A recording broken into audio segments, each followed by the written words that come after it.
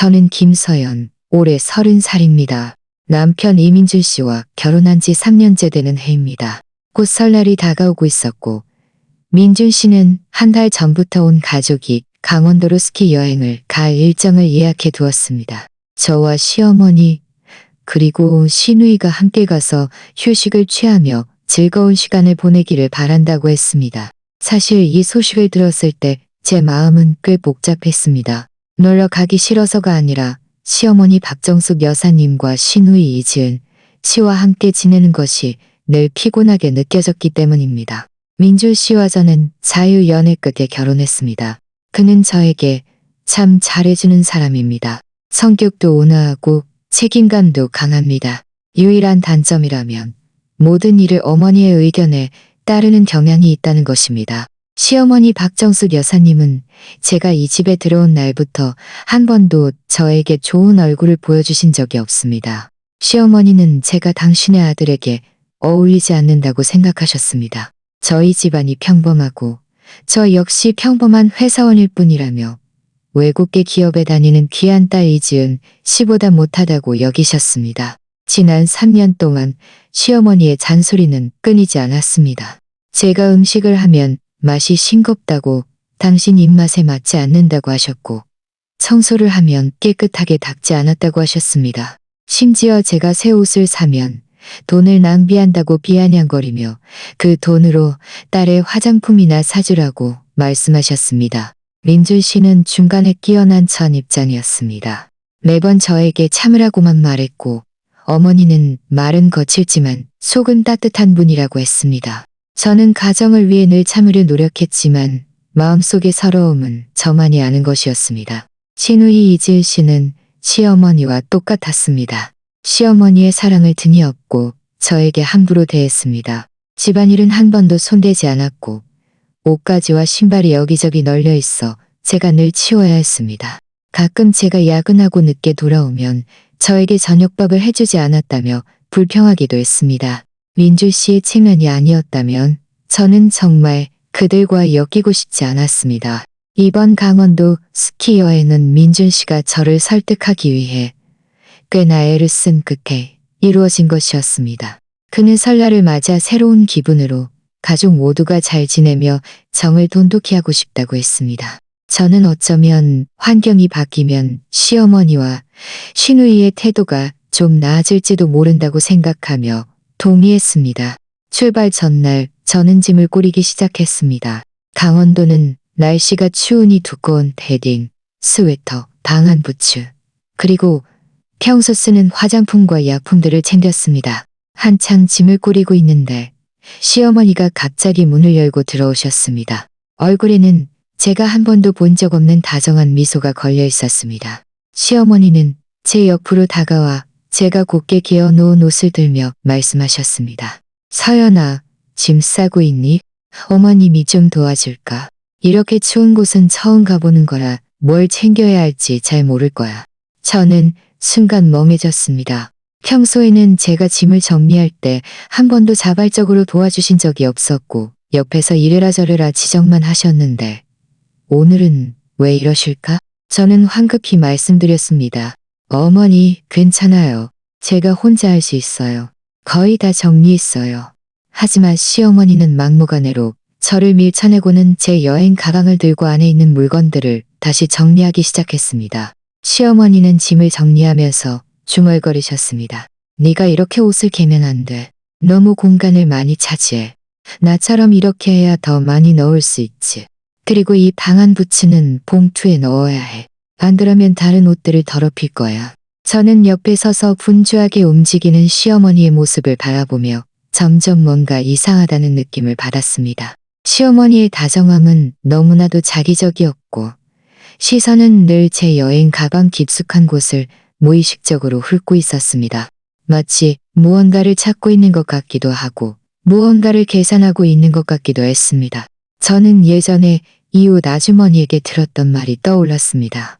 시어머니가 최근 밖에서 카드놀이를 하다가 돈을 많이 잃어서 빚까지 졌다는 이야기였습니다. 그때는 시어머니가 까다롭긴 해도 도박까지 할 리는 없다고 생각해서 믿지 않았습니다. 제가 이런저런 생각을 하고 있을 때 민준 씨가 들어왔습니다. 엄마, 서연이 짐은 다 됐어요? 내일 아침 비행기인데 늦지 않게 가야죠. 시어머니는 즉시 손동작을 멈추고 평소의 모습으로 돌아왔습니다. 민준 씨에게 말씀하셨습니다. 다 됐어, 다 됐어. 서연이 짐 싸는 거 도와주고 있었지. 이해가 경험이 없어서 어미가 불안해서 말이야. 민준 씨는 웃으며 말했습니다. 역시 엄마가 서연이한테 제일 잘하네요. 서연아, 엄마한테 고맙다고 해야지. 저는 미소 지으며 아무 말도 하지 않았습니다. 시어머니가 이번에 자발적으로 제 짐을 도와주신 것이 단순한 일은 아니라고 생각했지만 증거가 없었기에 속으로만 경계를 늦추지 않았습니다. 시어머니는 잠시 더 저를 도와 짐을 정리하더니 피곤하다며 방을 나갔습니다. 시어머니가 나간 후 저는 서둘러 여행 가방 안의 물건들을 확인했지만 아무런 이상을 발견하지 못했습니다. 제가 너무 예민하게 생각한 것일까? 어쩌면 시어머니가 정말 마음을 고쳐먹고 저와 잘 지내고 싶은 것일지도 모른다고 생각했습니다. 저는 고개를 흔들며 그 생각을 떨쳐버렸습니다. 어찌되었든 조심해서 나쁠 건 없으니까요. 저는 다시 여행 가방을 잘 정리하고 지퍼를 잠근 뒤 벽 한쪽에 놓아두었습니다. 내일이면 강원도로 떠난다고 생각하니 시어머니의 행동에 대한 의구심은 여전했지만 그래도 한편으로는 기대감이 들었습니다. 이번 여행이 정말 민준 씨가 말한 것처럼 가족 관계를 완화하는 계기가 되기를 바랐습니다. 하지만 저는 다음 날 짐을 챙길 때 저를 소름 돋게 하는 비밀을 발견하게 될 줄은 꿈에도 몰랐습니다. 다음 날 아침 동이 막 터올 때 저는 알람 소리에 잠이 깼습니다. 일은 비행기를 타야 한다는 생각에 눈을 비비며 서둘러 일어나 씻었습니다. 제 몸을 단정히 하고 거실로 나오니 시어머니는 이미 일어나 소파에 앉아 TV를 보고 계셨습니다. 다만 시선이 좀 불안정하고 평소처럼 생기 있어 보이지 않았습니다. 민준 씨는 주방에서 아침 식사를 준비하고 있었고 시누이 지은 씨는 아직 잠에서 깨지 못했습니다. 아마도 어젯밤 늦게까지 휴대폰을 한 모양이었습니다. 저는 방으로 들어가 어제 정리해둔 여행 가방을 끌어내어 혹시 빠뜨린 물건이 없는지 다시 확인하려고 했습니다. 그런데 여행 가방 옆에 다가가자마자 뭔가 이상하다는 것을 발견했습니다. 여행 가방의 지퍼가 누군가에 의해 만져진 것 같았습니다. 어젯밤에는 분명히 지퍼를 잘 잠가서 지퍼 머리가 침대 쪽을 향하고 있었는데 지금은 반대쪽으로 돌아가 있었습니다. 제 심장이 순간 철렁했습니다. 정말 누가 제 가방을 만진 것일까? 집에는 우리 넷뿐입니다. 민준 씨는 어젯밤 저와 같은 방에서 잤으니 제 가방을 건드릴 리 없고 시누이는 아직 잠에서 깨지 못했으니 이럴 시간도 없었을 것입니다. 이렇게 생각하니 의심의 시선은 시어머니에게로 향했습니다. 저는 심호흡을 한번 하고 천천히 여행 가방의 지퍼를 열었습니다. 안에 있는 옷들은 제가 어제 정리한 그대로 놓여 있었고 겉으로는 아무런 변화도 없어 보였습니다. 제가 너무 예민한 것일까? 어쩌면 어젯밤 잠결에 가방이 부딪혀 지퍼가 저절로 돌아간 것일 수도 있습니다. 저는 몸을 웅크리고 손을 뻗어 옷까지 사이를 뒤적이며 혹시 빠진 물건이 없는지 확인하려 했습니다. 그런데 가방 맨 아래층을 뒤적일 때 제 손이 갑자기 딱딱하고 네모난 물건에 닿았습니다. 촉감은 옷 같지도 않았고 제가 챙겨온 어떤 물건과도 달랐습니다. 제 심장이 조여들었고 서둘러 주변 옷들을 헤치니 검은색 가죽 파우치가 눈앞에 나타났습니다. 이 가방은 전혀 제 것이 아니었습니다. 저는 이런 디자인의 검은색 가죽 파우치를 한 번도 가져본 적이 없었습니다. 색깔은 어둡고 디자인은 낡았으며 꽤 무거워 보였습니다. 제 첫 번째 반응은 이것은 시어머니가 어제 제가 방심한 틈을 타 몰래 제 가방에 넣어둔 것이라는 것이었습니다. 어쩐지 어제 시어머니가 그렇게 비정상적으로 친절하게 제 짐 싸는 것을 도와주셨다 했더니 처음부터 이런 꼼꼼이가 있었던 것입니다.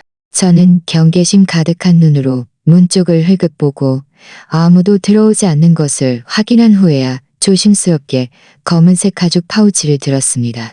가방의 지퍼는 잠겨 있었습니다. 제가 조심스럽게 지퍼를 열고 안을 들여다보자 순간 차가운 숨을 들이켰습니다. 안에는 두툼한 현금 뭉치가 들어있었는데 대략 5만 원 이상으로 보였습니다. 현금 외에도 투명한 비닐봉투에 담긴 하얀색 알약 몇 개가 있었습니다. 어떤 종류의 약품처럼 보였지만 아무럴 라벨도 붙어있지 않아 무엇인지 알 수 없었습니다. 저는 너무 놀라 손이 살짝 떨렸습니다. 서둘러 가방의 지퍼를 다시 잠갔습니다. 시어머니는 도대체 뭘 하려는 걸까? 몰래 제 가방에 이렇게 많은 현금과 정체불명의 약품을 넣은 것은 저를 해치려는 것일까? 저는 이전에 이웃 아주머니에게 들었던 말이 떠올랐습니다. 시어머니가 최근 도박으로 돈을 많이 잃고 빚까지 졌다는 이야기였습니다. 설마 이 현금들이 그 빚을 갚기 위한 돈일까? 그렇다면 이 정체불명의 약품들은 또 무엇일까? 혹시 불법 예품은 아닐까? 생각하면 할수록 무서워졌습니다. 저는 서둘러 검은색 가죽 파우치를 다시 가방 맨 아래층에 넣고 옷으로 덮은 다음 여행 가방의 지퍼를 잠갔습니다. 저는 자리에서 일어나 창가로 다가가 스스로를 진정시키려 노력했습니다. 시어머니는 왜 이런 물건들을 제 가방에 넣었을까? 우리가 강원도로 가야 하고 보안 검색대에서 분명히 검사를 받게 될 것이라는 것을 시어머니도 알고 계실 텐데 만약 이 약품들이 정말 불법 약품이라면 저는 큰 공경에 처하게 될 것입니다. 가볍게는 벌금형을 받고 무겁게는 법적 책임을 져야 할 수도 있습니다. 바로 그때 문 밖에서 발소리가 들렸습니다. 돌아보니 시어머니였습니다. 시어머니는 제 방문 앞에 서서 고개를 갸웃하며 물으셨습니다. 서연아, 짐 다 정리했니? 아침 식사 거의 다 됐으니 먹고 나서 바로 공항으로 출발해야지. 시어머니의 시선은 제 뒤편에 있는 여행 가방을 계속 주시하고 있었고 약간 긴장한 듯 보였습니다. 저는 애써 침착한 척 말했습니다. 거의 다 됐어요. 혹시 빠뜨린 물건이 없는지 다시 확인하고 있었어요. 시어머니는 웃으며 말씀하셨습니다. 그래, 그럼 서둘러. 시간 늦지 않게. 말을 마치고 시어머니는 몸을 돌려 나갔습니다. 시어머니의 뒷모습을 보며 제 마음속 의구심은 더욱 깊어졌습니다. 시어머니는 분명히 제가 이 물건들을 가지고 강원도로 가서 그곳에서 처리하거나 아니면 이 물건들의 책임을 저에게 떠넘기려 하는 것이었습니다. 저는 주방으로 갔습니다. 민준 씨는 계란 프라이를 하고 있었습니다. 제가 들어오자 웃으며 말했습니다. 됐어. 거의 다 됐으니 몇 분만 기다리면 먹을 수 있을 거야. 저는 민준 씨 옆으로 다가가 목소리를 낮춰 말했습니다. 민준 씨, 할 얘기가 있어요. 민준 씨는 잠시 멈칫하며 물었습니다. 무슨 일인데 그렇게 심각해? 저는 그를 주방 문가로 끌고 가서 작은 목소리로 말했습니다. 제 가방에 검은색 가죽 파우치가 하나 더 있어요. 제 것이 아니에요. 안에 현금이랑 정체불명의 약품이 많이 들어있어요. 어머니가 넣어둔 것 같아요. 민준 씨는 눈썹을 찌푸리며 말했습니다. 설마 엄마가 그런 짓을 할 리가 없잖아. 네가 착각한 거 아니야? 저는 약간 화가 나서 말했습니다. 제가 어떻게 착각을 해요? 그 가방은 제 것이 전혀 아니었어요. 게다가 제가 어제 가방을 정리할 때는 없었어요. 어머니가 어제 자발적으로 제 짐 싸는 걸 도와주셨고 오늘 아침에는 가방 지퍼가 누군가에 의해 만져진 흔적이 있었어요. 어머니가 아니면 누가 그랬겠어요? 민준 씨는 잠시 침묵하더니 말했습니다. 어쩌면 오해일 수도 있어. 엄마가 어쩌면 집에 있는 현금을 우리가 쓰라고 가져다 준 걸 수도 있고 약품은 우리가 거기서 아플까봐 상비약을 챙겨준 걸 수도 있잖아. 민준 씨가 여전히 어머니를 감싸는 것을 보니 제 마음은 더욱 서러웠습니다. 그에게 이런 말을 해봤자 소용없다는 것을 알았습니다. 그는 분명히 어머니가 저를 해칠 것이라고 믿지 않을 것이었습니다. 저는 심호흡을 한 번 하고 말했습니다. 오해인지 아닌지는 보안 검색대에서 알게 될 거예요. 만약 그 약품들이 불법 약품이라면 그때는 우리 모두 공경에 처할 거예요. 민준 씨는 눈썹을 찌푸리며 말했습니다. 설마 그럴 리가. 엄마는 그런 사람이 아니야. 저는 더 이상 그와 논쟁하고 싶지 않아 몸을 돌려 주방을 나섰습니다. 다른 사람에게 의지하는 것은 소용없다는 것을 알았습니다. 저는 스스로 이 문제를 해결해야 했습니다. 시어머니가 저를 해치려 한다면 저는 그렇게 당하고만 있을 수는 없었습니다. 저는 방으로 돌아와 여행 가방을 바라보며 대담한 생각을 했습니다. 시누이 지은 씨는 늘 시어머니와 한 통속이 아니었던가? 시어머니가 저에게 죄를 뒤집어 씌우려 한다면 제가 이 가방을 시누이에게 바꿔치기 해서 그녀에게도 그 계략의 맛을 보게 하는 것이 어떨까? 저는 시누이 방 쪽을 흘끗 보았습니다. 그녀는 아직 잠에서 깨지 못했습니다. 저는 서둘러 제 여행 가방을 거실로 끌어내고 이어서 시누이의 여행 가방도 끌어냈습니다. 시누이의 여행 가방은 제 것과 디자인이 비슷했고 둘 다 은색이었습니다. 다만 크기가 약간 달랐지만 자세히 보지 않으면 전혀 구별할 수 없었습니다. 저는 빠르게 두 여행 가방의 지퍼를 열고 안에 있는 물건들을 서로 바꾸었습니다. 이 모든 것을 마친 후 저는 다시 두 여행 가방의 지퍼를 잠그고 원래 자리에 놓아두었습니다. 정리를 마치자마자 시누이가 잠에서 깨어났습니다. 시누이는 눈을 비비며 거실로 나오더니 저에게 말했습니다. 새언니, 짐 다 쌌어요? 저는 고개를 끄덕이며 말했습니다. 다 쌌어. 너도 빨리 정리해. 아침 먹고 바로 출발해야 하니까. 시누이는 응하고 대답하더니 자기 방으로 들어갔습니다. 그녀의 뒷모습을 보며 제 마음속에는 조금도 망설임이 없었습니다. 시어머니가 먼저 저를 속이려 했으니 저는 그저 받은 대로 돌려줄 뿐이었습니다. 시누이가 방으로 들어간 후에도 제 마음은 여전히 조마조마했습니다. 가방을 바꿔치기 할 때 아무도 보지 못했지만 혹시라도 문제가 생길까봐 걱정되었습니다. 저는 거실로 가서 소파에 앉아 TV를 보는 척하며 곁눈질로는 계속 시누이 방의 움직임을 주시했습니다. 얼마 지나지 않아 민준 씨가 아침 식사를 다 만들었습니다. 계란 프라이, 우유, 빵 등 모두 가족을 위한 식단이었습니다. 민준 씨는 아침 식사를 식탁에 차려놓고 시누이 방을 향해 소리쳤습니다. 지은아, 나와서 아침 먹어. 더 안 일어나면 비행기 놓친다. 안에서는 시누이의 짜증 섞인 목소리가 들렸습니다. 알았어, 알았어. 뭘 그렇게 재촉해? 잠시 후 시누이가 느릿느릿 걸어 나왔습니다. 머리는 헝클어져 있었고 막잠에서 깬 나른함이 묻어났습니다. 그녀는 식탁 옆에 앉아 빵 한 조각을 집어 입에 넣었습니다. 시어머니는 이때 다가와 시누이 옆에 앉아 다정하게 그녀의 머리를 정리해주며 말했습니다. 우리 딸 어젯밤에도 밤새웠지? 다크서클 봐. 강원도 가면 푹 쉬어야지. 놀 생각만 하지 말고. 시누이는 콧방귀를 뀌며 말했습니다. 알았어, 엄마. 잔소리 좀 그만해. 저는 그들 모녀가 다정하게 지내는 모습을 보며 속으로 비웃었습니다. 시어머니는 시누이에게는 그렇게 잘해주면서 저에게는 이렇게 위험한 물건들을 제 가방에 넣어 죄를 뒤집어 씌우려 했습니다.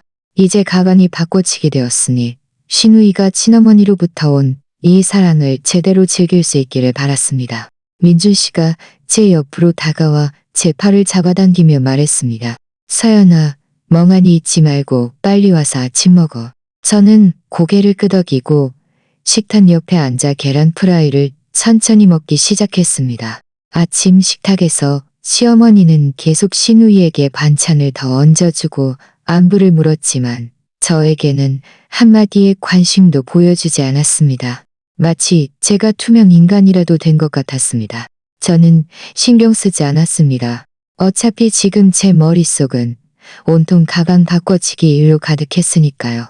저는 식사를 하면서 시어머니의 반응을 관찰했습니다. 시어머니는 겉으로는 매우 평온해 보였지만 가끔 저와 시누이의 여행 가방을 흘끗 보며 감지하기 어려운 긴장감을 드러냈습니다. 저는 시어머니가 그 검은색 가죽 파우치 일로 걱정하고 있다는 것을 알았습니다. 아침 식사를 마친 후 민준 씨는 식탁을 치우기 시작했고 시어머니는 저희에게 서둘러 각자의 짐을 챙겨 출발 준비를 하라고 재촉했습니다. 시누이는 거실로 가서 자신의 여행 가방 사실은 제 것 안에 검은색 가죽 파우치가 들어있었음을 들었습니다. 무게를 시험해 보더니 눈썹을 찌푸리며 시어머니에게 말했습니다. 엄마, 제 가방 왜 이렇게 무거워요? 저 별로 안 넣었는데. 제 심장이 순간 목구멍까지 치솟았습니다. 혹시라도 그녀가 무언가를 발견할까봐 두려웠습니다. 시어머니는 서둘러 다가가 가방을 들어보며 웃으며 말했습니다. 무겁다고? 안에다 두꺼운 옷들이잖아. 강원도는 추우니까 옷 많이 챙겨야 따뜻하지. 어쩌면 네 새언니가 어제 네 짐 싸는 거 도와줄 때 옷 몇 벌 더 넣어줬을지도 모르겠다. 신우이는 입술을 비죽이며 말했습니다. 새언니가 제 짐 싸는 거 도와주는 것이어요. 그 사람 센스는 저랑 너무 다르다고요. 말을 마치고 그녀는 여행 가방을 문 옆에 놓았습니다. 저는 안도의 한숨을 쉬었습니다. 다행히 시어머니가 상황을 모면해 주었습니다. 그렇지 않았다면 신우이가 가방을 열어 확인했을 때 큰일 날 뻔했습니다. 저는 문가로 가서 제 여행 가방 사실은 신우이 것을 들었습니다. 무게는 확실히 전보다 가벼웠고 신우이가 평소 예쁜 옷을 좋아하고 두꺼운 옷을 잘 챙기지 않는 습관과 일치했습니다. 저는 여행 가방을 끌고 민준 씨 뒤를 따라 문을 나서려 했습니다. 시어머니는 마지막으로 집안의 문과 창문을 확인하고 모두 잠긴 것을 확인한 후에야 문을 잠그고 따라 나왔습니다.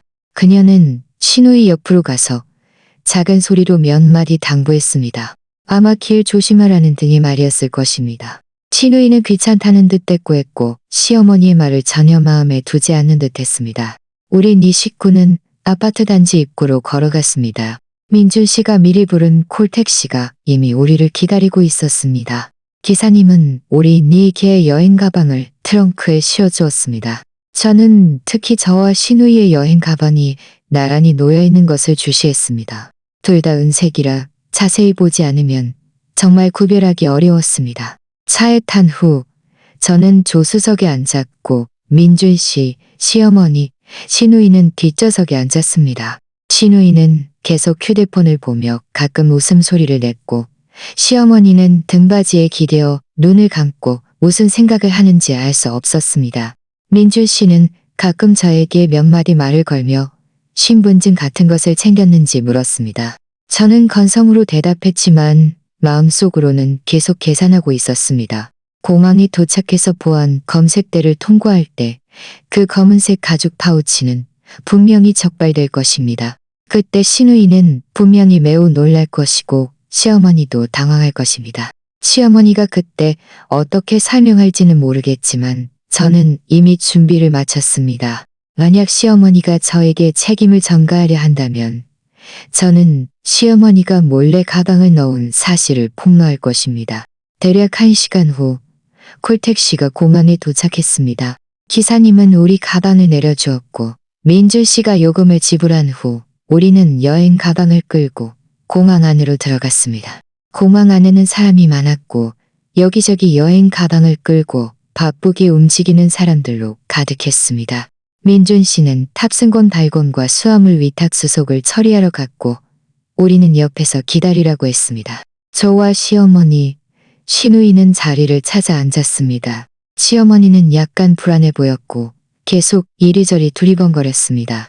신우이는 계속 휴대폰을 보며 주변의 모든 것에 무관심했습니다. 저는 일부러 신우이 옆으로 가서 그녀의 여행 가방을 가리키며 말했습니다. 지은아, 네 가방이랑 내 거랑 많이 닮았다. 이따가 헷갈리지 않게 조심해. 신우이는 고개를 들어 자기 여행 가방을 한번 보고 제 것을 한번 보더니 말했습니다. 많이 닮긴 했는데 내 가방이 언니 것보다 조금 작아서 헷갈릴 일은 없을 거야. 저는 웃으며 말했습니다. 다행이다. 헷갈리면 큰일이잖아. 시어머니는 우리의 대화를 듣고 서둘러 다가와 말했습니다. 헷갈릴 일 없어. 너희들 가방이 비슷하긴 해도 자세히 보면 차이가 있어. 게다가 민준이가 너희들 신경 써줄 거야. 시어머니의 말투는 약간 초조했고 마치 우리가 가방을 헷갈릴까봐 매우 걱정하는 것 같았습니다. 저는 속으로 비웃었습니다. 시어머니는 지금 분명히 가방이 바꿔치기 된 것을 제가 발견할까봐 걱정하고 있을 것입니다. 얼마 지나지 않아 민준 씨가 수속을 마치고 돌아왔습니다. 손에는 탑승권 2장과 수화물 위탁 영수증을 들고 있었습니다. 그는 탑승권과 위탁 영수증을 우리에게 나눠주며 말했습니다. 다 됐어. 이제 보안 검색대로 가서 검색받고 나면 탑승 기다리면 돼. 우리는 각자의 휴대물품을 챙기고 여행 가방을 끌고 보안 검색대로 향했습니다. 보안 검색대에는 긴 줄이 늘어서 있었고 우리는 어쩔 수 없이 천천히 줄을 섰습니다. 줄을 서 있는 동안 시어머니는 계속 신우이 옆에 붙어 몇 마디 말을 건넸지만 시선은 계속 신우이의 여행 가방을 주시했습니다. 저는 시어머니가 분명히 매우 긴장하고 있으며 앞으로 무슨 일이 벌어질지 모른다는 것을 알았습니다. 저는 민준 씨 옆에 서서 겉으로는 매우 평온해 보였지만 마음속으로는 매우 들떠 있었습니다. 저는 보안 검색대에서 그 검은색 가죽 파우치가 적발되는 순간을 기대했습니다. 시어머니가 당황하는 모습을 보고 싶었습니다. 지난 3년 동안 제가 시어머니에게 받았던 너무나 많은 서러움이 오늘 드디어 대가를 치르게 할 수 있을 것이었습니다. 드디어 우리 차례가 되어 보안 검색을 받게 되었습니다. 민준 씨가 먼저 자신의 여행 가방을 컨베이어 벨트에 올렸고 순조롭게 보안 검색을 통과했습니다. 그 다음에 시어머니였습니다. 시어머니의 여행 가방도 아무런 문제가 없었습니다. 이어서 신우이 차례였습니다. 그녀는 자신의 여행 가방 안에 검은색 가죽 파우치가 들어있었음을 컨베이어 벨트에 올리고는 보안 검색대 옆으로 가서 검사를 받으려 했습니다. 잠시만요. 이 여행 가방에 문제가 있습니다. 이리 와주세요. 보안 검색 요원의 목소리는 크지 않았지만 시끄러운 보안 검색대에서 유난히 또렷하게 들렸습니다. 주변에 줄을 서 있던 사람들도 무의식적으로 우리 쪽을 바라보았고 시선이 일제히 우리에게 꽂혔습니다. 신우이는 보안 검색대 옆에 서서 이 말을 듣고는 멍해졌습니다. 고개를 돌려 의아해하며 물었습니다. 무슨 문제요? 제 가방 안에는 옷이랑 화장품밖에 없어요. 다른 건 안 가져왔어요. 보안 검색 요원은 컨베이어 벨트 위에 있는 여행 가방을 가리키며 엄숙한 목소리로 말했습니다. 승객분, 이쪽으로 와주십시오. 이 여행 가방은 개봉 검사가 필요합니다. 신우이는 눈썹을 찌푸리며 불만스러운 표정으로 다가갔습니다. 민주 씨도 약간 당황하며 제 팔을 잡아당기며 말했습니다. 이게 무슨 일이야? 지은이 가방에 무슨 문제가 있을 수 있다고? 저는 아무 말도 하지 않고 그저 시어머니를 응시했습니다. 이때 시어머니의 얼굴은 종이처럼 창백해졌고 입술은 떨리고 있었으며 두 손은 꽉 쥐어져 손가락 마디가 하얗게 질려 있었습니다. 시어머니는 두어 걸음 앞으로 다가섰습니다. 보안 검색 요원이 가방을 열려는 것을 막으려 하는 듯했지만 그럴 용기가 없어 그저 제자리에 서서 눈빛에 가득한 공포를 드러냈습니다. 보안 검색 요원은 가방 개봉 도구를 꺼내 우리 앞에서 천천히 신우이의 여행 가방 지퍼를 열었습니다. 가방이 열리자마자 안에 있는 옷들이 가지런히 놓여 있었고 겉으로는 아무런 이상도 없어 보였습니다. 신우이는 더욱 자증을 내며 말했습니다. 보세요. 제가 아무 문제 없다고 했잖아요. 비행기 놓치면 어쩌려고 그래요? 보안 검색 요원은 그녀의 불평에 아랑곳하지 않고 손을 뻗어 옷까지 사이를 뒤적였습니다. 주변의 시선은 모두 가방 안으로 집중되었고 줄을 서 있던 사람들마저 걸음을 늦추고 궁금하다는 듯 이쪽을 바라보았습니다. 저는 시어머니의 호흡이 급해지고 몸이 통제할 수 없이 떨리기 시작하는 것을 느낄 수 있었습니다. 갑자기 보안 검색 요원의 손이 멈칫하더니 옷 맨 아래층에서 그 검은색 가죽 파우치를 꺼냈습니다. 이 가방을 보는 순간 시어머니는 아! 하고 소리를 지르며 몸이 휘청거리다 넘어질 뻔했습니다. 다행히 민준 씨가 재빨리 손을 뻗어 어머니를 붙잡았습니다. 엄마, 왜 그래요? 민준 씨의 질문에도 시어머니는 그의 말을 전혀 듣지 못하는 듯 했습니다.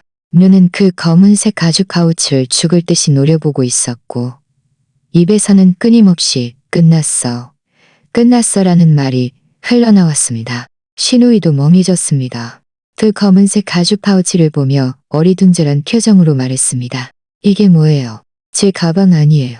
저는 이런 가방 한 번도 본 적 없어요. 보안 검색 요원은 검은색 가죽 파우치를 들고 신우이에게 말했습니다. 승객분, 이 가방은 당신의 여행 가방에서 발견되었습니다. 안에 무엇이 들어있는지 설명해 주십시오. 신우이는 다급해져 양손을 흔들며 말했습니다. 제 것이 아니에요. 정말 제 것이 아니에요. 저는 이 가방이 제 가방에 어떻게 들어왔는지 전혀 몰라요. 그녀는 고개를 돌려 저를 바라보았고 눈빛에는 의심이 가득했습니다. 설마 언니가 꾸민 짓 아니에요? 언니가 언니 물건을 제 가방에 넣은 거 아니냐고요. 저는 그녀가 저를 의심할 것을 이미 예상했기에 전혀 당황하지 않고 침착하게 말했습니다. 지은 씨, 말은 증거를 가지고 해야죠. 이 가방은 지은 씨 가방이에요. 제가 어떻게 지은 씨 가방에 물건을 넣겠어요? 게다가 저는 이 가방을 전혀 몰라요. 민준 씨도 저를 변호해 주었습니다. 지은아, 함부로 추측하지 마. 서연이는 그런 사람 아니야. 혹시 엄마가 그의 말이 채 끝나기도 전에 시어머니가 말을 가로챘습니다. 시어머니는 이때 이미 정신을 차린 듯 앞으로 달려나가 보안 검색 요원의 손을 덥석 잡고 울면서 말했습니다. 경찰관님, 이 가방은 제 거예요. 이 아이 것이 아니에요. 제가 가방을 잘못 넣었어요.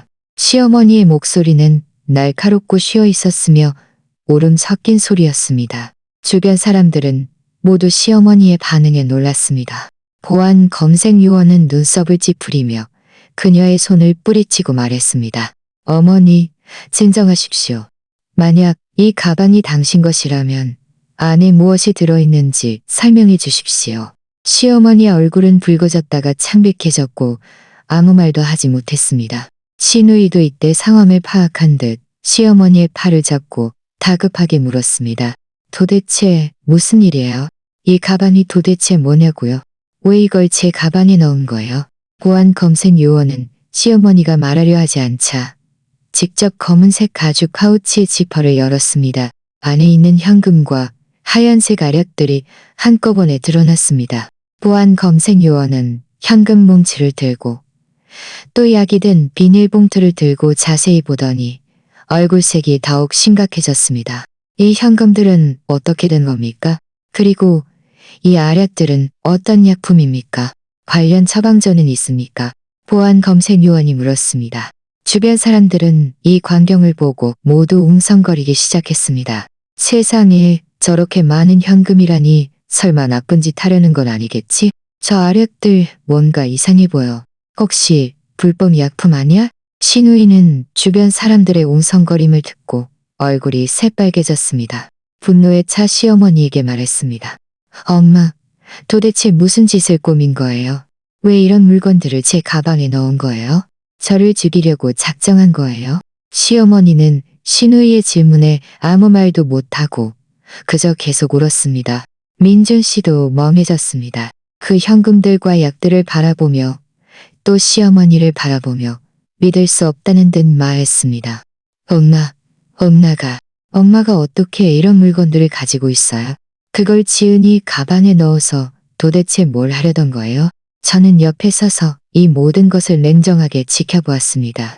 시어머니가 당황하고 신우이가 분노에 찬 모습을 보니 제 마음속에 3년 동안 쌓였던 서러움이 마침내 조금이나마 풀리는 것 같았습니다. 이것이 그들 모녀가 저에게 돌려준 대가였고 이제 그들 스스로 이 모든 것을 감당할 차례였습니다. 보안 검색 요원은 상황이 약간 혼란스러워지자 무전기에 몇 마디 말을 했습니다. 곧 제복을 입은 공항 경찰관 2명이 다가왔습니다. 경찰관은 우리 옆으로 와서 상황을 파악한 후 시어머니에게 말했습니다. 어머니, 저희와 함께 사무실로 가셔서 조사에 협조해 주십시오.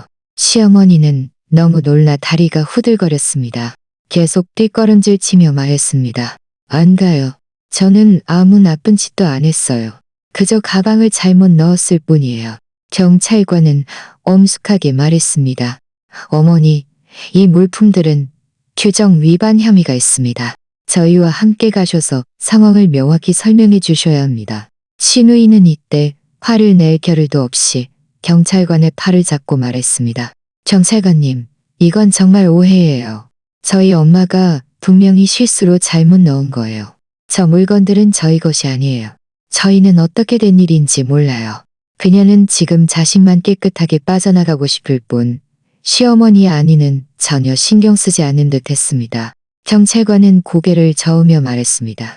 오해인지 아닌지는 조사해 보면 알 수 있습니다. 당신도 함께 가주십시오. 어쨌든 가방은 당신 것입니다. 신우이의 얼굴은 순식간에 무너졌습니다. 불만스러운 표정이었지만 거절할 용기는 없었습니다. 민준 씨는 안절부절 못하며 앞으로 나서서 사정하려 했지만 제가 그를 붙잡았습니다. 저는 그에게 말했습니다. 민준 씨, 가지 마세요. 경찰관이 공무를 집행하는 거예요. 민준 씨가 사정해도 소용없어요. 우리 일단 여기서 기다리면서 상황을 지켜봐요. 저는 지금 나설 때가 아니라는 것을 알았습니다. 경찰이 철저히 조사해야 시어머니의 본 모습이 완전히 드러날 것이었습니다. 민주 씨는 저를 바라보고 또 경찰에게 끌려가는 시어머니와 신우이를 바라보며 어쩔 수 없다는 듯 고개를 끄덕였습니다. 주변 사람들은 더 이상 볼거리가 없자 모두 흩어졌습니다. 보안 검색 때는 이전의 질서를 되찾았고 저와 민주 씨만이 제자리에 서 있었으며 분위기는 유난히 무거웠습니다. 민준 씨는 한숨을 쉬며 말했습니다. 서연아, 미안해. 엄마가 이런 짓을 할 줄은 몰랐어. 엄마가 도대체 뭘 하려던 걸까? 그 현금이란 약들은 도대체 뭐였을까? 저는 그를 바라보며 말했습니다. 민준 씨, 지금 이런 말들은 소용없어요. 조사 결과가 나오면 알게 될 거예요. 하지만 제가 일찍이 그 가방이 제 가방에 넣어둔 것이라고 말했었잖아요. 민준 씨가 믿지 않았을 뿐이죠. 민준 씨는 고개를 숙이며 죄책감에 찬 목소리로 말했습니다. 내가 잘못했어. 내가 계속 엄마를 감싸고 당신의 감정을 무시했어. 걱정 마. 이번 결과가 어떻게 나오든 나는 당신 편에 설 거야. 그의 말을 듣자 제 마음은 조금이나마 편안해졌습니다. 지난 3년 동안 그가 처음으로 명확하게 제 편에 서겠다고 말한 것이었습니다. 우리는 보안 검색 대 옆 휴게실에 앉아 조사 결과를 기다렸습니다. 저는 시어머니가 이번에는 분명히 빠져나가지 못할 것이라는 것을 분명히 알았습니다. 그 정체불명의 약품들이 정말 불법 약품이라면 시어머니는 강원도에 가지 못할 뿐만 아니라 법적 책임을 져야 할 수도 있었습니다. 그리고 이 모든 것은 자업자득이었습니다. 여행 가방을 컨베이어 벨트에 올렸을 때 제가 보안 검색대로 향하려던 순간 갑자기 보안 검색 요원이 잠시만요. 이 가방에 문제가 있습니다. 이리 와주십시오. 라고 외치는 소리가 들렸습니다. 제 마음은 기쁨으로 가득 찼습니다. 신우이의 여행 가방이 적발된 것을 알았기 때문입니다. 저는 고개를 돌려 시어머니를 바라보았습니다. 시어머니의 얼굴은 순식간에 창백해졌고 몸도 미세하게 떨리기 시작했습니다. 저와 민준 씨는 휴게실에서 대략 30분 넘게 앉아 있었는데 마음속은 모두 불안했습니다. 민준 씨는 끊임없이 시계를 보고 가끔 경찰 사무실 쪽을 바라보며 안절부절 못했습니다. 저는 상대적으로 평온했습니다. 손에 휴대폰을 쥐고 머릿속으로 모든 상황을 되짚어보며 제가 어떤 단서도 남기지 않았다는 것을 확인했습니다. 바로 그때 경찰관 한 명이 나와서 우리 쪽으로 손짓하며 말했습니다. 이민준 씨, 김서연 씨, 이쪽으로 와주십시오. 민준 씨는 즉시 자리에서 일어났고 저도 따라 일어났습니다. 경찰관을 따라 사무실로 들어서자마자 저는 시어머니가 의자에 앉아있는 것을 보았습니다. 머리는 헝클어져 있었고 눈은 울어서 붉게 부어 있었으며 얼굴에는 눈물 자국이 남아 있었습니다. 전체적으로 초췌해 보였습니다. 신우이는 우리에게 등을 돌리고 서 있었는데 어깨가 미세하게 떨리고 있었습니다. 화가 난 건지 아니면 두려운 건지 알 수 없었습니다. 신문 담당 경찰관은 옆 의자를 가리키며 우리에게 앉으라고 한 후 엄숙하게 말했습니다. 저희의 초동 조사 결과 그 검은색 가죽 파우치 안의 현금은 52,000원이었고 그 하얀색 아랫들은 초동 검사 결과 국가관리 대상 향정신성 의약품으로 불법 약품에 해당합니다. 불법 약품이라고요? 민준 씨는 깜짝 놀라며 벌떡 일어났습니다. 믿을 수 없다는 듯 시어머니를 바라보며 말했습니다. 엄마가 어떻게 이런 물건을 가지고 있어요? 도대체 뭘 하려던 거예요? 시어머니는 불법 약품이라는 세 글자를 듣고 몸이 다시 한번 떨렸습니다. 고개를 들어 민준 씨를 바라보자 눈물이 다시 참을 수 없이 흘러내렸습니다. 울면서 말했습니다. 민준아, 엄마가 미안해. 엄마가 고의로 그런 게 아니야. 엄마도 어쩔 수 없었어. 신우이는 이때 몸을 돌려 붉어진 눈으로 시어머니에게 말했습니다. 어쩔 수 없었다고요? 어쩔 수 없어서 저를 해치려고 했어요? 이런 물건을 제 가방에 넣었다가 정말 적발이라도 됐으면 제 인생은 망가졌을 거예요. 도대체 빚을 얼마나 졌기에 이런 식으로 갚으려고 한 거예요? 신우이는 이미 진실을 알고 있다는 것을 저는 속으로 생각했습니다. 우리가 들어오기 전에 시어머니가 이미 모든 것을 털어놓은 모양이었습니다. 경찰관은 고개를 끄덕이며 우리에게 말했습니다. 어머니께서는 이미 진술하셨습니다. 도박에 빠져 거액의 도박빚을 지셨고 얼마 전 채권자들이 독촉이 심해지자 그 물건들을 강원도로 가져다 주면 5만 원의 도박빚을 탕감해 주겠다고 했습니다. 그래서 그 물건들을 제 가방에 넣어서 제가 가져가게 하려던 거예요. 저는 시어머니를 바라보며 일부러 물었습니다. 시어머니의 시선은 잠시 회피하더니 저를 감히 보지 못하고 고개를 끄덕이며 울면서 말했습니다. 서연아, 엄마가 잘못했어. 고의로 너를 겨냥한 게 아니야. 나는 네가 타지에서 시집 온 사람이라 혹시라도 적발돼도 민준이랑 지은이에게는 영향을 미치지 않을 거라고 생각했어. 나는 가방을 잘못 넣어서 지은이 가방에 들어갈 줄을 몰랐어. 이 말을 듣자 제 마음속에는 차가운 비웃음이 일었습니다. 시어머니는 가방을 잘못 넣은 것이 아니라 처음부터 저에게 죄를 뒤집어 씌울 생각이었던 것입니다. 제가 미리 발견해서 가방을 바꿔치기 하지 않았다면 지금 저기에 앉아서 울고 있는 사람은 저였을 것이고 이 인생이 망가진 사람도 저였을 것입니다. 민준 씨는 분노에 몸을 떨며 시어머니를 가리키며 말했습니다. 엄마, 어떻게 그렇게 이기적일 수 있어요? 서연이는 엄마의 며느리이고 저의 아내예요. 어떻게 그렇게 해칠 수 있어요? 그리고 지은이는요? 엄마의 친딸이잖아요. 어떻게 그렇게 잔인하게 지은이를 불 속에 밀어 넣을 수 있어요? 시어머니는 민준 씨의 꾸중에 고개를 들지 못하고 그저 계속 울었습니다. 내가 잘못했어. 정말 잘못했어. 그때 나도 채권자들에게 쫓겨서 정신이 없어서 이런 어리석은 짓을 저질렀어. 강원도로 무사히 가져가기만 하면 괜찮을 줄 알았는데 적발될 줄은 몰랐어. 괜찮을 줄 알았다고요? 신우이는 앞으로 달려나가 시어머니의 코앞에 손가락을 들이대며 분노와 증오에 찬 목소리로 말했습니다. 엄마, 정말 실망했어요. 어릴 때부터 엄마는 늘 저만 편들고 제가 원하는 건 뭐든지 다 사줬어요. 엄마가 세상에서 저를 가장 아끼는 사람인 줄 알았는데 엄마 자신을 위해서 저를 이렇게 해칠 줄은 몰랐어요. 엄마, 아세요? 보안 검색대에서 모두가 저를 비웃고 저를 비난했어요. 제 평생 이렇게 창피했던 적은 없었어요. 신우이는 말하면 할수록 격해졌고 눈물도 흘렀습니다. 그리고 그 채권자들, 엄마가 물건을 못 가져갔다는 걸 알면 분명히 엄마를 찾아와 괴롭힐 거예요. 그때는 우리 온 가족이 피해를 볼 거라고요. 엄마, 어떻게 그렇게 무책임할 수 있어요? 시어머니는 울면서 말했습니다. 지은아, 엄마가 미안해. 엄마 앞으로 다시는 도박 안 할게. 어떻게든 빚을 갚을 방법을 찾을게. 이번 한 번만 용서해주면 안 될까? 용서요? 신우이는 차갑게 비웃으며 말했습니다. 저는 지금 엄마한테서 멀리 떨어지고 싶을 뿐이에요. 엄마 때문에 제 인생이 망가지는 걸 싫어요. 말을 마치고 그녀는 몸을 돌려 한쪽으로 가서 더 이상 시어머니를 상대하지 않으려 했습니다. 경찰관은 우리를 바라보며 엄숙하게 말했습니다.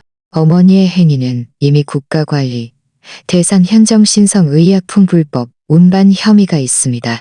대한민국 형법 관련 규정에 따라 이미 범죄에 해당합니다. 하지만 초범이고 자발적으로 문제를 진술한 점을 고려하여 저희는 추가 조사를 진행한 후 형사 강제 조치 여부를 결정할 것입니다. 범죄요? 민준 씨의 얼굴은 순식간에 창백해졌습니다. 그는 경찰관을 바라보며 다급하게 말했습니다.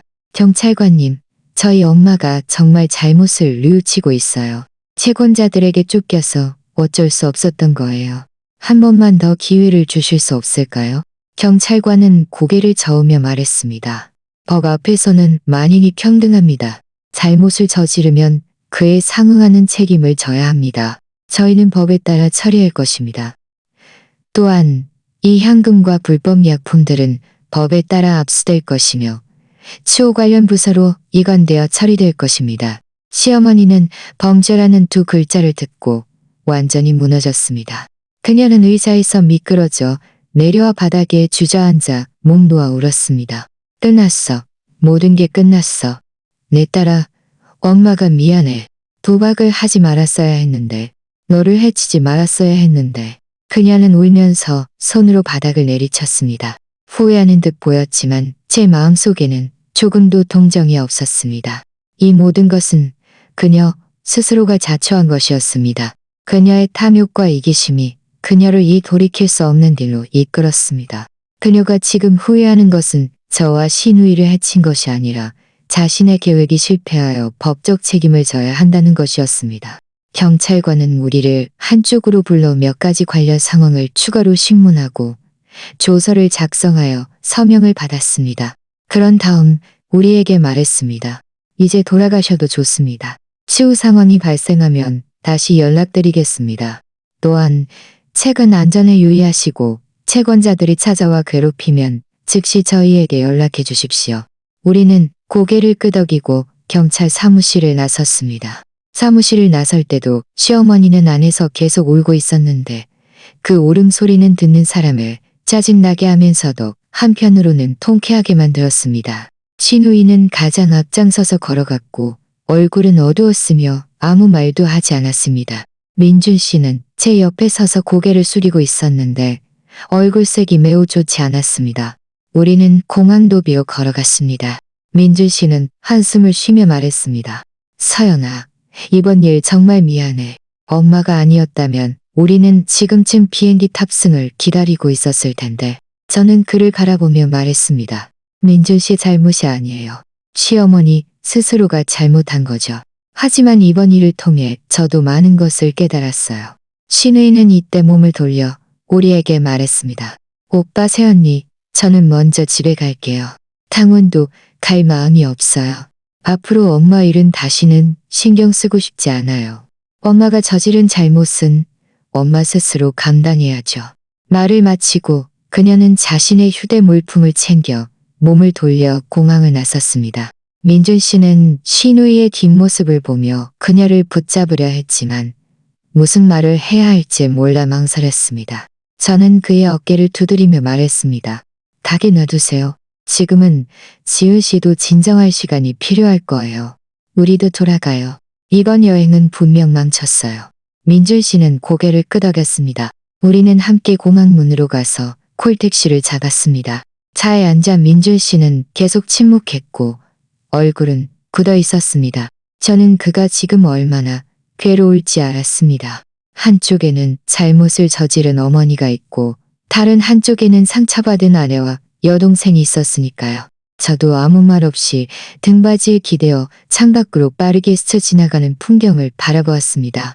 마음속에 큰 돌덩이가 드디어 내려앉은 기분이었습니다. 시어머니의 음모는 성공하지 못했고 그녀도 마땅한 벌을 받게 되었습니다. 다만 저는 일이 아직 끝나지 않았다는 것을 예상하지 못했습니다. 우리가 집에 도착하자마자 험악한 인상의 남자 몇 명이 찾아와 시어머니를 찾으며 빚을 독촉했습니다. 집 문을 열자마자 3명의 건장하고 험악한 인상의 남자들이 문을 막고 서 있었습니다. 선두에 선 남자는 짧은 머리에 건장한 사내였는데 팔뚝에는 문신이 있었고 눈빛은 흉악하게 우리를 노려보았습니다. 당신들이 박정수 가족인가? 짧은 머리 사내가 입을 열어 물었습니다. 목소리는 거칠고 탁했습니다. 민준 씨는 무의식적으로 저를 자기 뒤로 감싸며 눈썹을 찌푸리고 말했습니다. 네, 저희 가족입니다.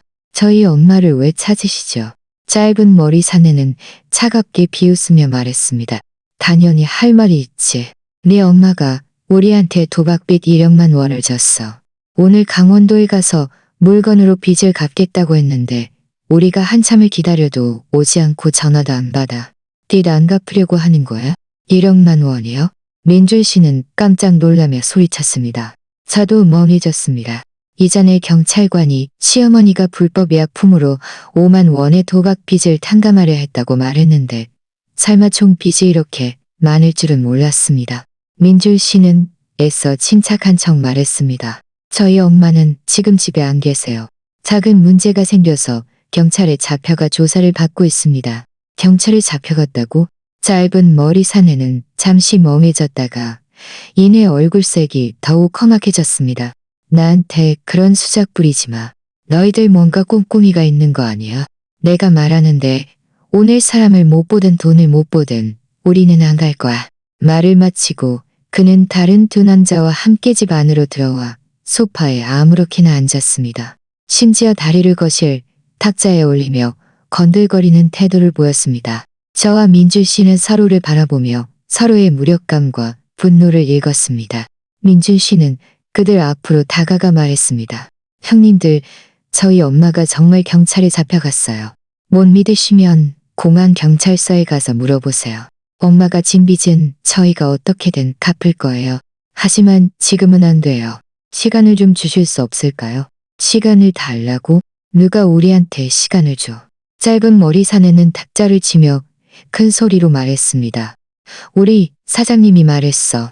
오늘 무조건 돈이든 물건이든 받아야 한다고.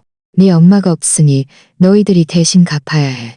지금 당장 돈을 내놓든가 아니면 우리랑 같이 가든가. 네 엄마가 와서 해결할 때까지. 저는 더 이상 참을 수 없어 앞으로 나서서 말했습니다. 당신들은 불법 채권 추심을 하고 있어요. 저는 이미 경찰에 신고했어요. 경찰이 곧 올 거예요. 사실 저는 경찰에 신고하지 않았지만 그들을 겁주려고 한 말이었습니다. 짧은 머리 사내는 과연 잠시 멈칫했고 눈빛에는 약간의 당황스러움이 스쳤지만 이내 다시 흉악해졌습니다. 경찰에 신고한다고? 내가 너를 무서워할 줄 알아? 우리는 그저 빚 받으러 온 거지. 아무 불법적인 짓도 안 했어. 바로 그때 문 밖에서 문 여는 소리가 들렸습니다. 돌아보니 신우이 이즈 씨였습니다. 신우이는 집에 있는 3명의 낯선 남자들을 보고 깜짝 놀라 물었습니다. 오빠, 새언니, 이게 무슨 일이에요? 민준 씨는 말했습니다. 엄마 빚 받으러 온 사람들이야. 엄마가 1억만 원을 빚졌대. 신우이의 얼굴은 순식간에 창백해졌습니다. 그녀는 안으로 들어와 문을 닫고 말했습니다. 엄마가 진 빚은 우리랑 상관없어요.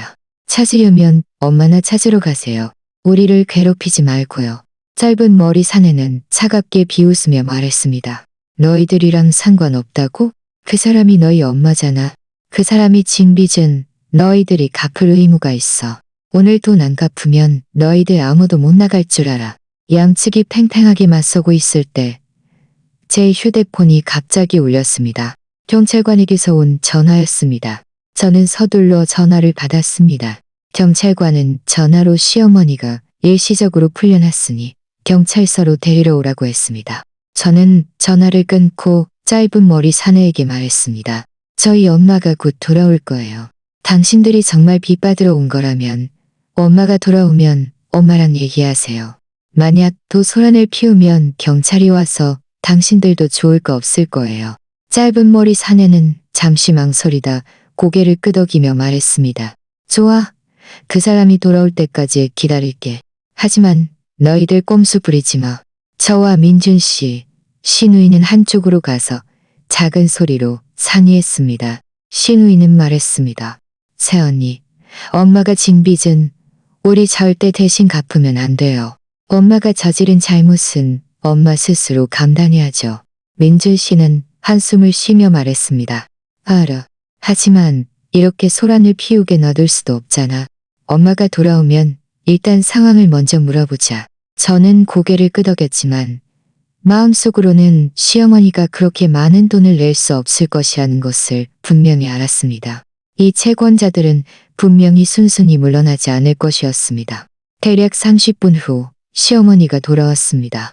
그녀의 정신 상태는 매우 좋지 않았고 눈은 여전히 붉게 부어 있었습니다. 집에 있는 3명의 채권자들을 보자마자 얼굴색이 순식간에 창백해지며 몸을 돌려 도망치려 했습니다. 짧은 머리 사내는 재빨리 시어머니의 발을 붙잡고 말했습니다. 박정숙, 도망치려고? 우리한테 진 돈 언제 갚을 거야? 시어머니는 너무 놀라 온몸을 떨며 울면서 말했습니다. 저는 지금 돈이 없어요. 시간을 좀 더 주세요. 제가 어떻게든 갚을 방법을 찾을게요. 짧은 머리 사내는 차갑게 비웃으며 말했습니다. 시간을 달라고? 우리가 이미 시간을 줬잖아. 오늘 강원도에 가서 물건으로 빚 갚겠다고 하지 않았어? 물건은 어디 있어? 물건 이야기가 나오자 시어머니의 시선은 잠시 회피하더니 말했습니다. 물건은 경찰에 압수당했어요. 짧은 머리 사내는 얼굴색이 변하며 말했습니다. 경찰에 압수당했다고? 너 일부러 그런 거 아니야. 그 물건들이 우리한테 얼마나 중요한지 알아? 말을 마치고 그는 손을 들어 시어머니를 때리려 했습니다. 민준 씨는 서둘러 앞으로 나서서 그를 막으며 말했습니다. 형님, 말로 해요. 손대지 마세요. 짧은 머리 사내는 민준 씨의 손을 뿌리치며 말했습니다. 말로 해? 그 사람이 우리 일을 망쳐놓고 말로 해결하자고. 오늘 돈을 갚든가 아니면 내가 그 사람을 불구로 만들든가. 시어머니는 너무 놀라 바닥에 주저앉아 울면서 말했습니다. 저는 정말 돈이 없어요. 저는 원래 그 물건들을 서연히 가방에 넣어서 제가 강원도로 가져가게 하려던 거예요. 그런데 가방을 잘못 넣어서 지훈이 가방에 들어가 버렸고 경찰에 적발되었어요. 뭐라고? 원래 새언니 가방에 넣으려 했다고요? 신우이는 이 말을 듣고 분노와 증오에 찬 목소리로 말했습니다. 엄마, 너무 심했어요. 엄마가 처음부터 새언니를 해치려고 했더니 엄마가 가방을 잘못 넣지 않았으면 지금 경찰에 잡혀간 사람은 새언니였을 거고 망가진 사람도 새언니였을 거라고요. 민준 씨도 멍해졌습니다. 그는 시어머니를 바라보며 믿을 수 없다는 듯 말했습니다. 엄마, 지금 말한 게 사실이에요. 원래 그 물건들을 서연이 가방에 넣으려던 거예요. 시어머니는 고개를 끄덕이며 울면서 말했습니다. 사실이야. 나는 원래 서연이가 타지에서 시집 온 사람이라 혹시라도 적발돼도 너희들에게는 영향을 미칠 거라고 생각했어. 가방을 잘못 넣을 줄은 몰랐어. 시어머니가 직접 시인하는 것을 듣자 민준 씨의 얼굴색은 더욱 좋지 않아졌습니다. 그는 실망한 듯 말했습니다. 엄마, 어떻게 그렇게 잔인할 수 있어요? 서연이가 저에게 시집 온 지 3년 동안 엄마에게 100번이면 100번 다 순종했는데 엄마는 어떻게 그렇게 해칠 수 있어요? 엄마는 저를 너무 실망시켰어요. 짧은 머리 사내는 이때 상황을 이해한 듯 차갑게 비웃으며 말했습니다. 원래 며느리에게 죄를 뒤집어 씌우려 했던 거구만. 정말 음흉하군. 하지만 지금 이런 말들은 소용없어. 우리한테 진빚 1억만 원은 도대체 언제 갚을 거야? 시어머니는 울면서 말했습니다. 저는 정말 돈이 없어요. 저는 낡은 집 한 채밖에 없어요. 저와 남편이 남겨준 거예요. 당신들이 싫어하지 않는다면 그 집으로 빚을 갚으세요. 이 말을 듣자 신우이는 다급해져 말했습니다. 엄마, 그 집은 아빠가 남겨준 거예요. 어떻게 빚 갚는 데 쓸 수 있어요? 저는 동의 못해요. 민준 씨도 말했습니다. 엄마, 그 집은 팔 수 없어요. 그게 우리에게 유일한 추억이잖아요. 시어머니는 울면서 말했습니다. 나도 팔고 싶지 않아. 하지만 정말 방법이 없어. 돈을 안 갚으면 그 사람들이 우리를 가만두지 않을 거야. 짧은 머리 사내는 잠시 생각하더니 말했습니다. 낡은 집도 좋아. 하지만 먼저 그 집 상태를 보러 가야겠어. 만약 집이 1억만 원 가치하면 우리는 집으로 빚 갚는 것에 동의할게. 시어머니는 고개를 끄덕이며 말했습니다. 좋아요. 제가 데려다 줄게요. 그들이 문을 나서려던 순간 문 밖에서 갑자기 노크 소리가 들렸습니다. 경찰관이었습니다. 사실 제가 방금 경찰관과 통화를 마친 후 몰래 경찰에 신고했던 것입니다. 채권자들이 소란을 피울까봐 걱정되었기 때문입니다. 경찰관이 들어와 집안 상황을 보고는 엄숙하게 짧은 머리 사내 일행에게 말했습니다. 당신들은 불법 채권 추심 혐의가 있습니다. 저희와 함께 경찰서로 가셔야 합니다. 짧은 머리 사내 일행은 얼굴색이 변하며 도망치려 했지만 경찰관에게 제지당했습니다. 경찰관은 그들을 제압하며 말했습니다. 도박과 불법 채권 취식 모두 위법 행위입니다. 당신들이 이런 식으로 돈을 받아낼 수 있을 거라고 생각합니까? 어서 저희와 함께 가시죠. 짧은 머리 사내일에는 어쩔 수 없이 경찰관을 따라갔습니다. 집은 드디어 조용해졌습니다. 시어머니는 바닥에 주저앉아 계속 울고 있었습니다. 시누이는 그녀 옆으로 다가가 차갑게 말했습니다. 엄마가 저지른 문제는 엄마 스스로 해결하세요. 오늘부터 저는 나가서 살 거예요. 엄마 일은 다시는 신경 쓰지 않을 거예요. 말을 마치고 그녀는 자기 방으로 들어가 짐을 챙기기 시작했습니다. 민준 씨는 시어머니의 앞으로 다가가 실망한 듯 말했습니다. 엄마, 저희를 너무 실망시켰어요. 도박에 빠져 빚을 그렇게 많이 졌을 뿐만 아니라 서연이를 해치우고까지 했어요. 엄마 스스로 잘 반성하세요. 저희는 더 이상 엄마를 도와주지 않을 거예요. 말을 마치고 그는 제 손을 잡고 우리 방으로 들어갔습니다. 방으로 돌아와 민준 씨는 저를 안고 죄책감에 찬 목소리로 말했습니다. 서연아, 미안해. 당신이 이 집에서 그렇게 많은 서러움을 겪게 해서 엄마가 이런 짓을 저지를 줄은 정말 몰랐어. 당신 걱정 마. 앞으로 다시는 엄마를 감싸지 않을게. 나는 영원히 당신 편에 설 거야. 그의 말을 듣자 제 마음은 따뜻해졌습니다. 고개를 끄덕이며 말했습니다. 알아요.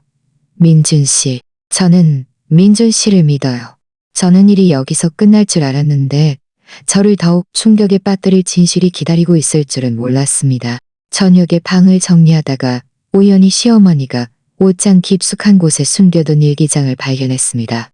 일기장을 열어보고서야 저는 시어머니가 저에게 죄를 뒤집어 씌우려 했을 뿐만 아니라 더욱 음흉한 계획을 가지고 있었다는 것을 알게 되었습니다. 그 일기장은 옷장 가장 안쪽에 있는 낡은 옷들 속에 숨겨져 있었습니다.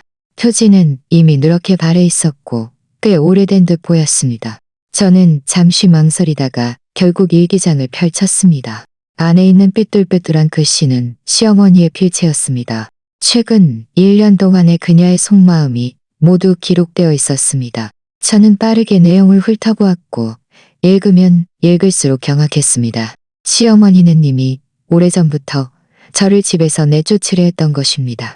그녀는 저희 집안이 아들에게 어울리지 않는다고 생각했고 제가 아직 이 씨 집안에 아이를 낳아주지 못했기에 민준 씨가 저와 이혼하고 조건 좋은 여자를 다시 찾기를 바랐습니다. 이번에 제가 불법 약품을 가져가게 하여 죄를 뒤집어 씌우려 했던 것은 단순히 어쩔 수 없는 상황이 아니라 그녀가 이미 오래전부터 계획했던 음모였습니다. 일기장에는 그녀가 처음부터 불법 약품을 제 가방에 넣어서 제가 공항에서 적발되게 할 생각이었다고 쓰여 있었습니다. 그녀는 제가 타지에서 시집 온 사람이라 이곳에 친척이나 친구도 없으니 설령 정말 형을 받아도 아무도 저를 도와주지 않을 것이라고 생각했습니다. 그렇게 되면 민준 씨는 명분 있게 저와 이혼할 수 있고 그녀는 민준 씨에게 돈 많고 배경 좋은 상대를 소개해 줄 수 있을 것이었습니다. 도박 빚에 대해서는 그녀는 원래 갚을 생각이 없었고 이번 기회에 저를 제거하고 채권자들에게는 제가 일을 망쳐서 분노가 저에게 향하도록 할 생각이었지. 자신을 찾아와 괴롭히지 않도록 하려 했습니다. 저를 더욱 분노하게 만든 것은 그녀가 일기장에 이렇게 썼다는 것입니다. 설령 이번에 죄를 뒤집어 씌우는 것이 실패해도 다른 방법이 있다. 그녀는 이미 먼 친척에게 연락해 두었고 우리가 강원도에서 돌아오면 그 친척이 제 전 남자친구인 척 찾아와 소란을 피우게 하여 제가 결혼 전부터 문란했다는 소문을 퍼뜨려 이 집에서 완전히 고개를 들지 못하게 할 계획이었습니다. 너무 심했어. 저는 참지 못하고 낮은 소리로 욕설을 내뱉었습니다. 민준 씨는 제 목소리를 듣고 다가와 물었습니다. 서연아, 왜 그래? 무슨 일이야? 저는 일기장을 그에게 건네며 말했습니다. 민준 씨가 직접 봐요. 이건 시어머니가 쓴 일기예요. 시어머니가 도대체 무슨 생각을 하고 있었는지 봐요. 민준 씨는 의아해하며 일기장을 받아들고 진지하게 읽기 시작했습니다. 읽으면 읽을수록 그의 얼굴색은 점점 나빠졌고 손도 끊임없이 떨렸습니다. 어떻게 이럴 수가. 어떻게 이럴 수가. 그는 믿을 수 없다는 듯 끊임없이 중얼거렸습니다. 바로 그때 신우이 이지은 씨가 짐을 다 챙기고 방에서 나왔습니다. 그녀는 우리의 얼굴색이 좋지 않은 것을 보고 또 민준 씨 손에 들린 일기장을 보고는 의아해하며 물었습니다. 세연이, 오빠, 왜 그래요? 그게 뭐예요? 민준 씨는 일기장을 그녀에게 건네며 말했습니다. 네가 직접 봐. 이건 엄마 일기야. 엄마가 서연이를 해치려했을 뿐만 아니라 이렇게 많은 음흉한 계획을 가지고 있었어. 신우이는 눈썹을 찌푸리며 일기장을 받아들고 빠르게 훑어보았습니다. 처음에는 침착했지만 읽으면 읽을수록 그녀의 얼굴색은 점점 나빠졌습니다. 결국 분노에 차 일기장을 바닥에 내던지며 큰 소리로 말했습니다. 너무 이기적이야. 엄마가 어떻게 그렇게 이기적일 수 있어. 시어머니는 소란을 듣고 거실에서 들어왔습니다. 바닥에 떨어진 일기장을 보고는 얼굴색이 순식간에 창백해졌습니다. 당황하며 말했습니다. 시은아, 너희들이 어떻게 이 일기장을 봤니? 이건 내가 쓴 게 아니야. 다른 사람이 위조한 거야. 위조했다고? 신우이는 차갑게 비웃으며 바닥에 떨어진 일기장을 가리키며 말했습니다. 이 위에 있는 글씨는 분명히 엄마 글씨잖아요. 아직도 변명하려고? 저는 엄마가 이런 사람일 줄은 정말 몰랐어요. 새언니를 해치렸을 뿐만 아니라 저를 희생양으로 삼으려고 했어요. 새언니가 일찍 발견해서 가방을 바꿔치기 하지 않았으면 지금 경찰에 잡혀간 사람은 저였을 거고 망가진 사람도 저였을 거라고요. 아니야. 내가 그런 게 아니야. 고의가 아니야. 시어머니는 계속 변명했지만 신우이는 그녀의 말을 전혀 믿지 않았습니다. 계속해서 말했습니다. 고의가 아니라고요? 엄마는 일기장에 분명히 썼잖아요. 새언니를 내쫓고 오빠가 조건 좋은 여자를 다시 찾게 하고 싶다고. 엄마는 한 번도 제 감정을 고려하지 않았고 오빠 감정도 고려하지 않았어요. 엄마는 오직 엄마 자신만 생각했어요. 신우이는 말하면 말할수록 격해졌고 눈물도 흘렀습니다. 어릴 때부터 저는 늘 엄마가 세상에서 저를 가장 아끼는 사람인 줄 알았어요. 제가 원하는 건 뭐든지 다 사주고 제가 서러움 겪으면 늘 제 편을 들어줬어요. 하지만 이게 다 가짜였다니. 엄마 눈에는 오직 엄마 자신밖에 없었어요. 엄마는 자신의 목적을 달성하기 위해 어떻게 그렇게 잔인하게 우리를 해칠 수 있어요? 민준아, 엄마가 잘못했어. 엄마가 정말 잘못했어. 시어머니는 울면서 신우이의 손을 잡으려 했지만 신우이는 그녀의 손을 세게 뿌리치며 말했습니다. 만지지 마세요. 저는 다시는 엄마를 엄마로 인정하고 싶지 않아요. 엄마가 저지른 잘못은 엄마 스스로 감당하세요. 민준 씨도 실망한 듯 말했습니다. 엄마, 저희는 엄마한테 너무 실망했어요. 서연이를 상처 입혔을 뿐만 아니라 지은이까지 상처 입혔어요. 오늘부터 엄마 일은 엄마 스스로 해결하세요. 저희는 더 이상 엄마를 도와주지 않을 거예요. 시어머니는 우리 모두가 자신을 믿지 않고 더 이상 자신을 도와주려 하지 않는 것을 보고 더욱 심하게 울었습니다.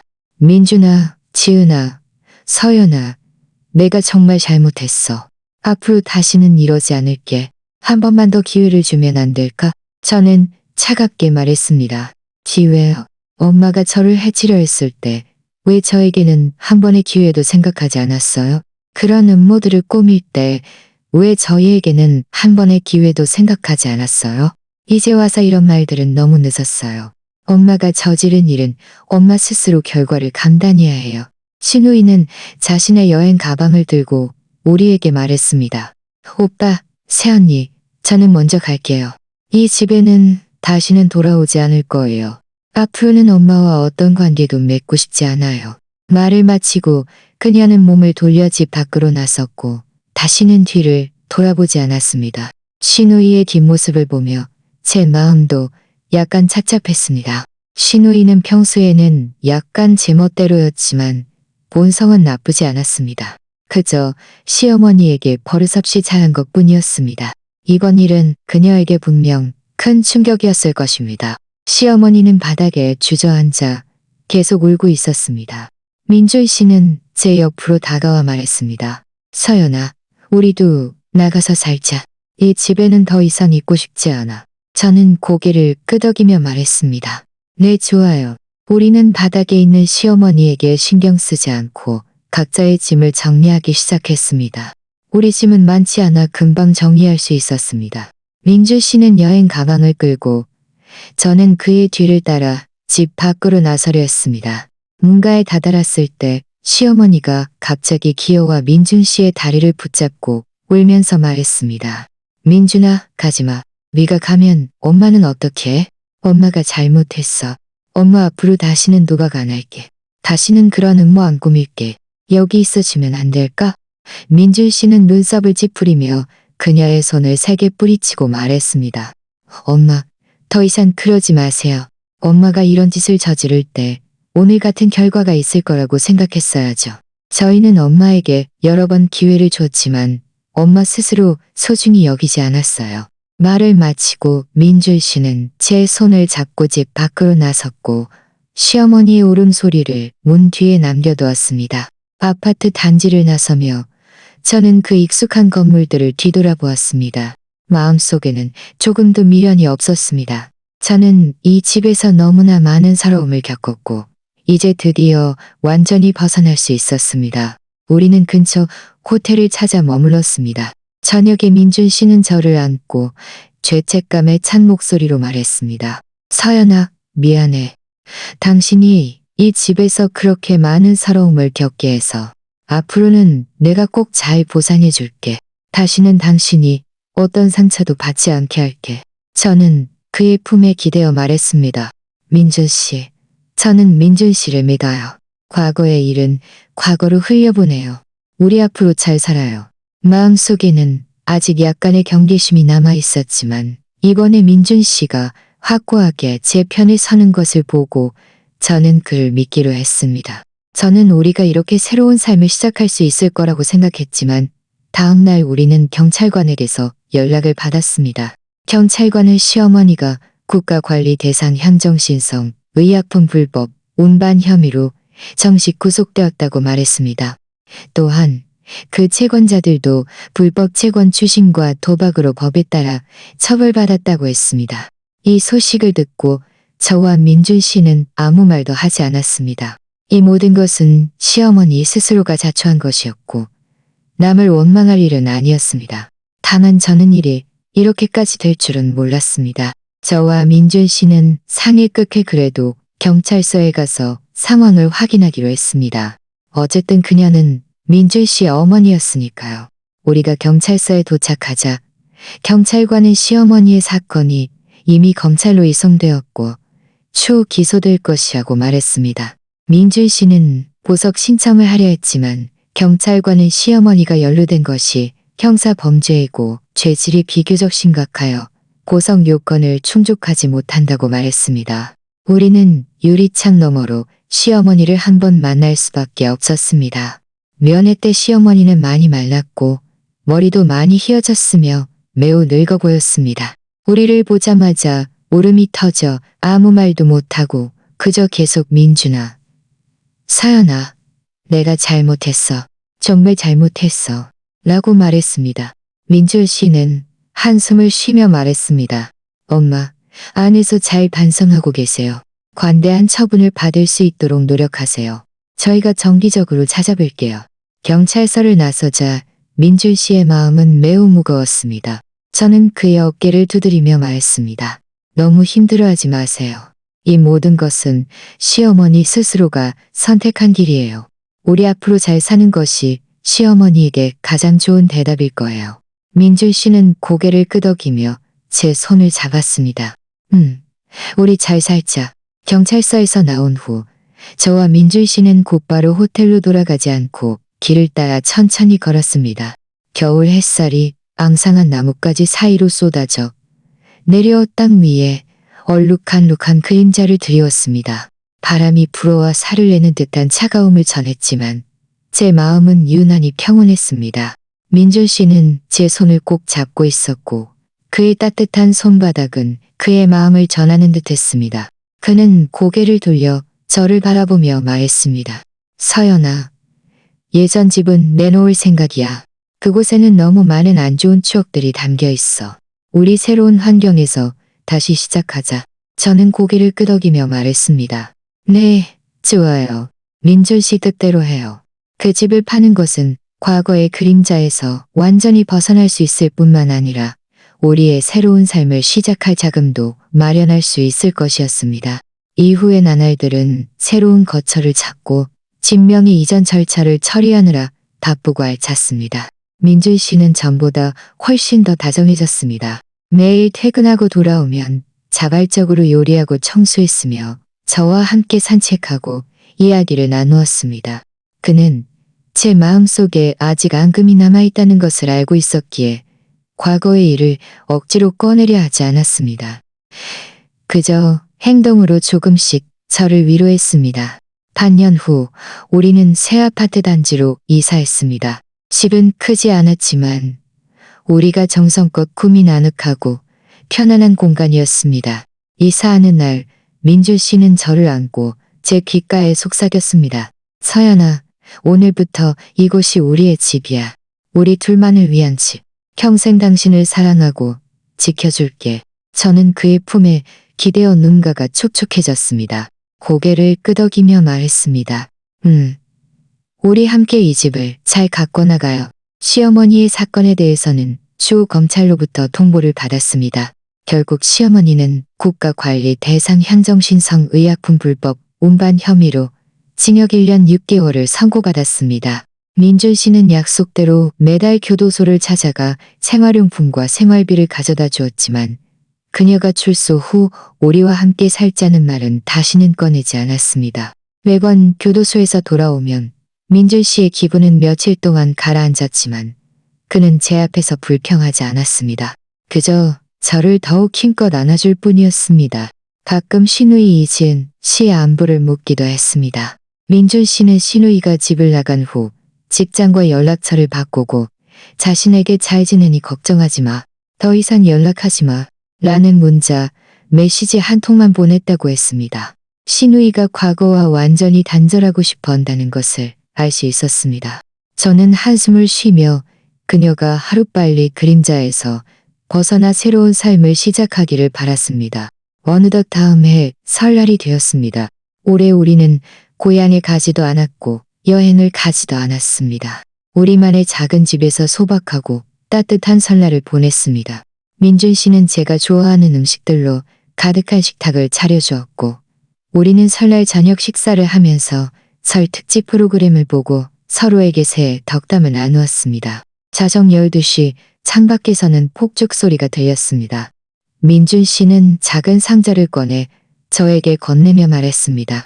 서연아, 이건 내가 당신에게 주는 새해 선물이야. 저는 상자를 열었습니다. 안에는 작고 예쁜 다이아몬드 반지가 들어있었습니다. 민준 씨는 한쪽 무릎을 꿇고 진지하게 말했습니다. 서연아, 지난 3년 동안 당신에게 너무 많은 서러움을 겪게 했어. 이 반지는 내가 당신에게 다시 프로포즈하는 거야. 우리 과거의 모든 불쾌한 일들을 잊고 다시 시작했으면 좋겠어. 나랑 다시 결혼해 줄래? 저는 그의 진심 어린 눈빛을 바라보며 눈물이 참을 수 없이 흘러내렸습니다. 고개를 끄덕이며 말했습니다. 네, 그럴게요. 민준 씨는 반지를 제 손에 끼워주고 자리에서 일어나 저를 안았습니다. 아이처럼 기뻐했습니다.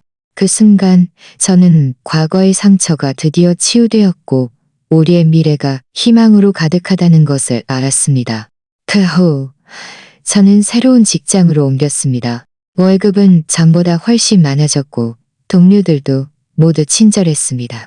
민준 씨의 직장 생활도 점점 더 순조로워졌고 상사에게 인정받아 승진하고 월급도 올랐습니다. 우리의 작은 삶은 점점 더 풍요로워졌습니다. 가끔은 함께 근교로 여행을 가서 둘만의 시간을 즐기기도 했습니다. 한 번은 저와 민준 씨가 슈퍼마켓에 장을 보러 갔다가 우연히 예전 이웃인 최 여사님을 만났습니다. 최 여사님은 우리를 보고 다정하게 인사를 건넸습니다. 서연아, 민준아, 오랜만이네. 요즘 어떻게 지내? 저는 웃으며 말했습니다. 잘 지내요? 최 여사님, 저 이사했어요. 최 여사님은 한숨을 쉬며 말했습니다. 알고 있어. 너희들 이사 간 거. 박정숙 씨 일은 우리 다 들었어. 정말 죄를 지었지. 교도소에서 잘 지내지 못하는 것 같더라. 몸도 점점 안 좋아지고 그 사람 친척들도 아무도 신경 써주지 않더군. 저와 민준 씨는 서로를 바라보며 아무 말도 하지 않았습니다. 최 여사님은 또 말했습니다. 생각해보면 네가 현명했어.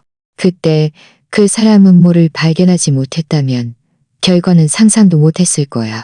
너는 좋은 며느리였고 더 좋은 삶을 살 자격이 있어. 최 여사님과 작별한 후 민준 씨는 제 손을 잡고 말했습니다. 서연아, 그 말 듣지 마. 우리 스스로 잘 살면 돼. 저는 고개를 끄덕이며 말했습니다. 알아요. 저는 지금 시어머니를 전혀 미워하지도 않고 동정하지도 않아요. 그 사람의 결말은 모두 그 사람 스스로가 자초한 거예요. 몇 달 후 저는 임신했다는 것을 알게 되었습니다.